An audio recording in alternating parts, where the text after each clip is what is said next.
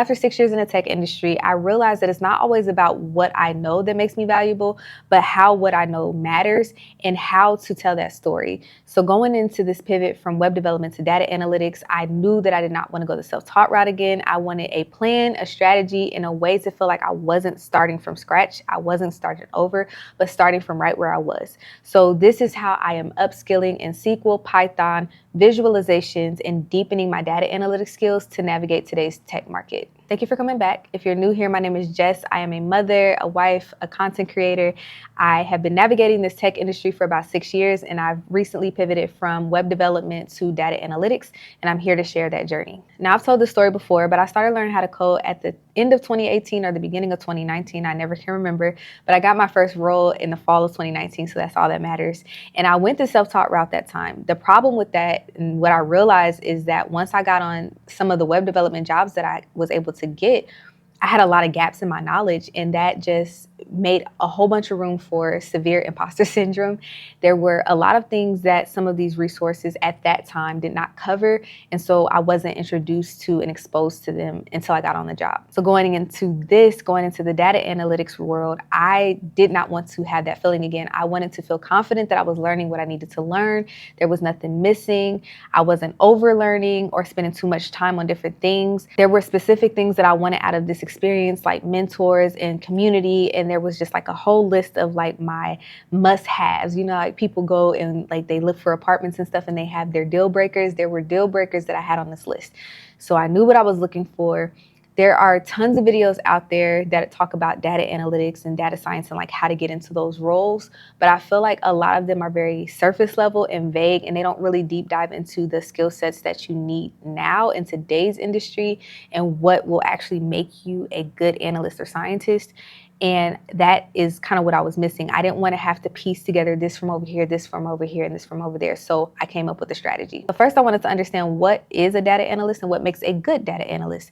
And to me, what makes a good data analyst is someone who knows how to manage the data, right? You know how to collect it and clean it and do those things that you need to do before you even get to analyzing it. And then once you know how to do that, analyzing it, you need to be able to take those findings and report those findings to stakeholders that might not be as technical as you. So being able to communicate technical things to non-technical stakeholders that actually create impact and drive real decisions, and be able to also present that information through visualizations using things like Excel, Tableau, Power BI. I think Tableau and Power BI are the main ones used in the industry. I'm learning Tableau right now, but I will be learning Power BI, getting brushed up on those skills because I do have a PL900 and that's under that ecosystem. So I really do feel like that is a valuable skill to have as well.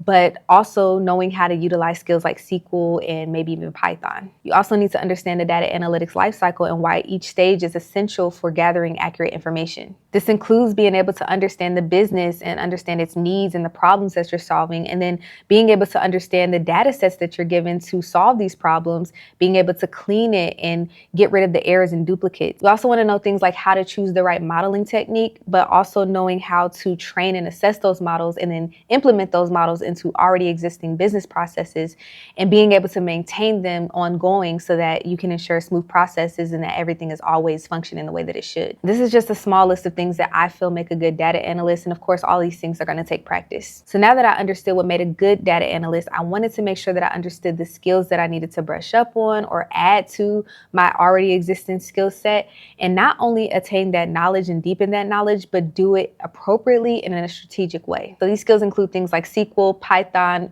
storytelling, visualization with the tools that I mentioned earlier, like Excel, Tableau, and Power BI, but also practicing and deepening my knowledge on problem solving and critical thinking. Now, after doing all the research and coming across all these courses and programs, I came across Data in Motion, and this is not sponsored. I just truly wanted to talk about just how I instantly knew that this was going to be the perfect fit for me because it checked all the boxes and hit all those non-negotiables on my list. The program teaches you things like Excel for business analytics, Power Query, data visualization and storytelling, SQL for interviews, statistics. And like I said, you can learn Power BI, but the course teaches Tableau. That's why I'm learning that now. But like I said, I will eventually brush up on the Power BI and strengthen that as well. But you're also going to learn things like SQL for data analysis, Python, and PowerPoint presentation. And another cool thing is that you can also do an internship with the program. And so there's just so much packed into that. And that's just the skills. Biggest and most important thing for me, because I wanted to have the ability to talk about the issues, get the moral support, whatever I needed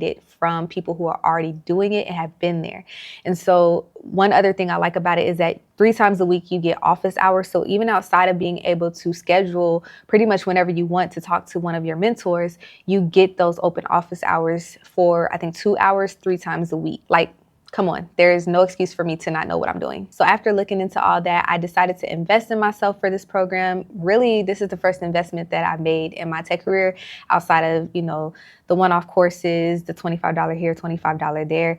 And I can honestly say that my experience so far has been chef's kiss. I have no regrets. And I usually study about 3 hours a day. I try to 3 hours a day, and I don't move on from a topic until I fully understand it.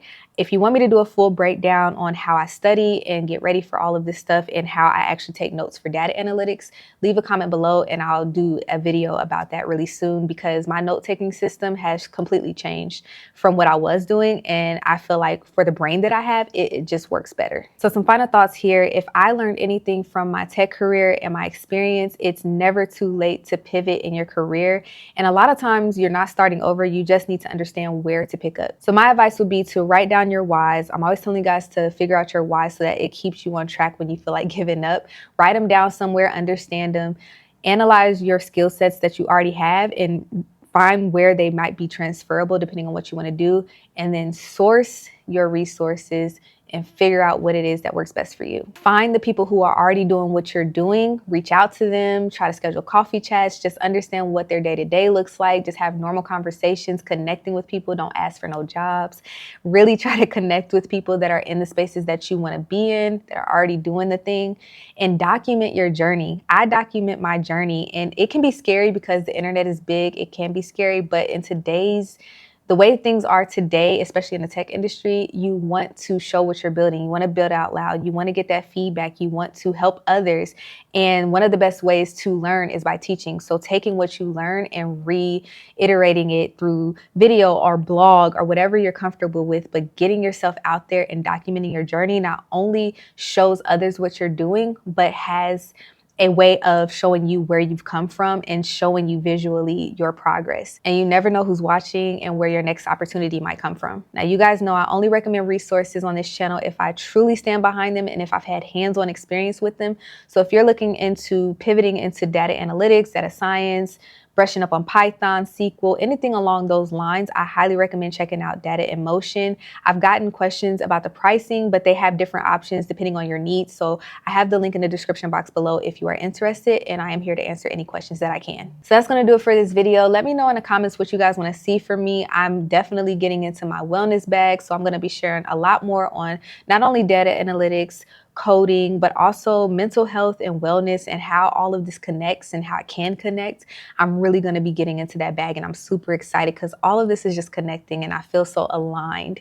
And so if you want to see that and how I'm navigating everything as a mother, a wife, and just sharing my overall life in vlog form, those bits and pieces to show that I am human too, then stick around. But again, let me know what you want to see in the comments. Thank you so much for watching. Thank you for being here. I love you. You know that, and I'll see you in the next one.